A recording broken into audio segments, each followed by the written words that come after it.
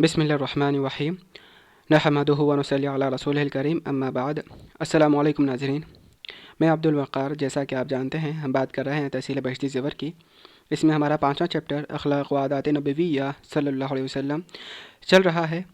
4 session ہو چکے ہیں، آج 5واں اور آخری سیشن ہے جس میں ہم انشاءاللہ حلیہ مبارکہ اور اوصاف طیبہ کو کنٹینیو کریں گے۔ آئیے شروع کرتے ہیں۔ نمبر 63، ابن ابی الدینار رحمہ اللہ تعالیٰ نے حضرت ابو ہریرہ رضی اللہ تعالیٰ عنہ سے روایت کیا ہے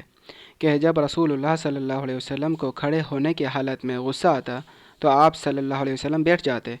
اور جب بیٹھنے کی حالت میں غصہ آتا تو آپ صلی اللہ علیہ وسلم لیٹ جاتے۔ نمبر 64، ابو داؤد رحمہ اللہ تعالیٰ نے حضرت عثمان رضی اللہ تعالیٰ عنہ سے روایت کیا ہے کہ رسول اللہ صلی اللہ علیہ وسلم جب مردہ کے دفن سے فارغ ہوتے تھے تو قبر پر کچھ دیر ٹھہرتے تھے اور آپ کے ساتھی بھی ٹھہر جاتے تھے،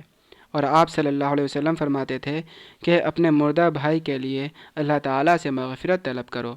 اور اس کے لیے ثابت قدم رہنے کی دعا کرو،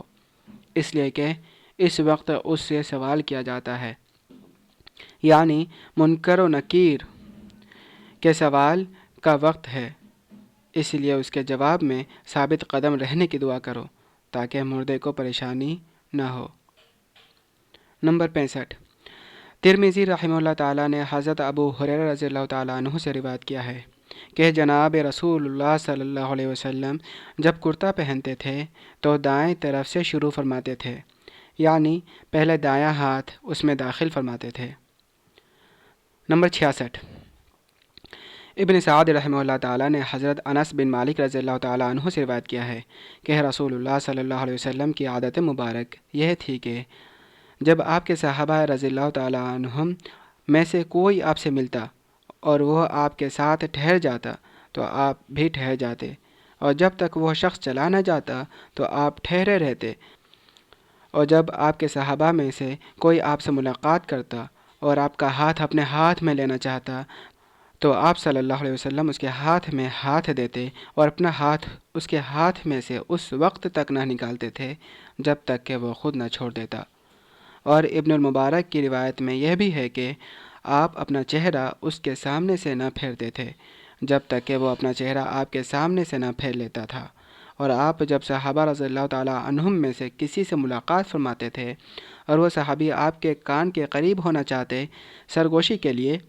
تو آپ ان کے قریب اپنا کان کر دیتے اور اپنے کان کو نہ ہٹاتے جب تک کہ وہ شخص بات پوری کر کے خود نہ ہٹ جاتا۔ نمبر 67، نسائی رحمہ اللہ تعالیٰ نے حضرت حذیفہ رضی اللہ تعالیٰ عنہ سے روایت کیا ہے کہ رسول اللہ صلی اللہ علیہ وسلم سے آپ کے صحابہ میں سے کوئی ملتا تھا تو آپ مصافحہ فرماتے تھے اور ان کے لیے دعا فرماتے تھے۔ نمبر 68، طبرانی رحمہ اللہ تعالیٰ نے حضرت جندب رضی اللہ تعالیٰ عنہ سے روایت کیا ہے کہ جب آپ صلی اللہ علیہ وسلم صحابہ سے ملتے تو مصافحہ نہیں فرماتے تھے یہاں تک کہ سلام کر لیتے، یعنی پہلے سلام کرتے تھے پھر مصافحہ فرماتے تھے۔ نمبر 59،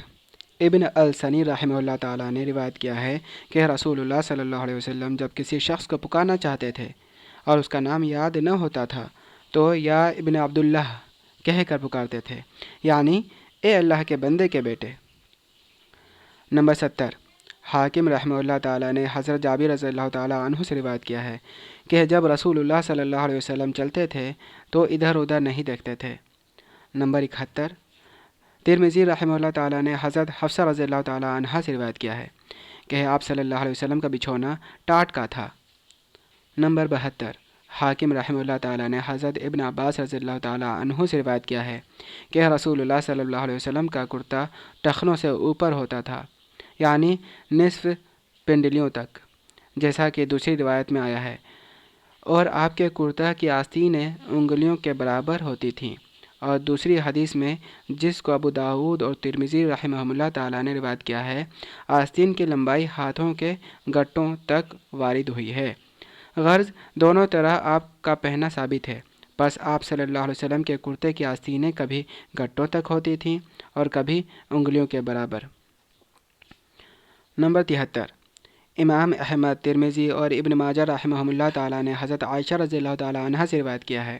کہ رسول اللہ صلی اللہ علیہ وسلم کا تکیہ چمڑے کا تھا جس میں کھجور کے درخت کی چھال بھری تھی۔ نمبر 74، طبرانی رحمہ اللہ تعالیٰ نے نعمان بن بشیر رضی اللہ تعالیٰ عنہ سے روایت کیا ہے کہ رسول اللہ صلی اللہ علیہ وسلم کو معمولی درجہ کے چھوارے بھی اس قدر میسر نہ آتے تھے جس سے آپ شکم سیر ہو جاتے۔ نمبر 75، ترمذی رحمہ اللہ تعالیٰ نے حضرت انس رضی اللہ تعالیٰ عنہ سے روایت کی ہے کہ آپ صلی اللہ علیہ وسلم کل کے لیے کوئی چیز جمع نہیں رکھتے تھے۔ نمبر 76، طبرانی رحمہ اللہ تعالیٰ نے حضرت ابن عباس رضی اللہ تعالیٰ عنہ سے روایت کیا ہے کہ جب آپ صلی اللہ علیہ وسلم چلتے تھے تو لوگوں کو آپ کے آگے سے نہ ہٹایا جاتا تھا اور نہ مارا جاتا تھا، جیسا کہ متکبرین کی عادت ہوتی ہے کہ خادم سامنے سے لوگوں کو ہٹاتا ہے، جھڑکتا ہے تاکہ ان کے لیے راستہ خالی ہو جائے۔ نمبر 77، ابن سعد رحمہ اللہ تعالیٰ نے حضرت عائشہ رضی اللہ تعالیٰ عنہ سے روایت کیا ہے کہ آپ صلی اللہ علیہ وسلم 3 دن سے کم میں قرآن شریف ختم نہیں فرماتے تھے۔ نمبر 78، ابن سعد رحمہ اللہ تعالیٰ نے محمد بن الحنفیہ سے روایت کیا ہے کہ آپ صلی اللہ علیہ وسلم کی عادت تھی کہ آپ کسی جائز کام کے کرنے سے منع نہیں فرماتے تھے۔ پس جب آپ سے کوئی سوال کیا جاتا اور آپ اس سوال کے پورا کرنے کا ارادہ کرتے تو فرماتے ہاں، اور اگر اس کے پورا کرنے کا ارادہ کسی مجبوری سے نہ ہوتا تھا تو خاموش رہتے تھے۔ تو ناظرین، آج کے لیے اتنا ہی۔ اگر آپ کو ہمارا سیشن پسند آتا ہے تو اسے لائک، شیئر، سبسکرائب کریں۔ اللہ تعالیٰ سے دعا ہے کہ اللہ تعالیٰ ہم سب کو حق بات کہنے کی، سننے کی، سمجھنے کی اور اس پر عمل کرنے کی توفیق عطا فرمائے۔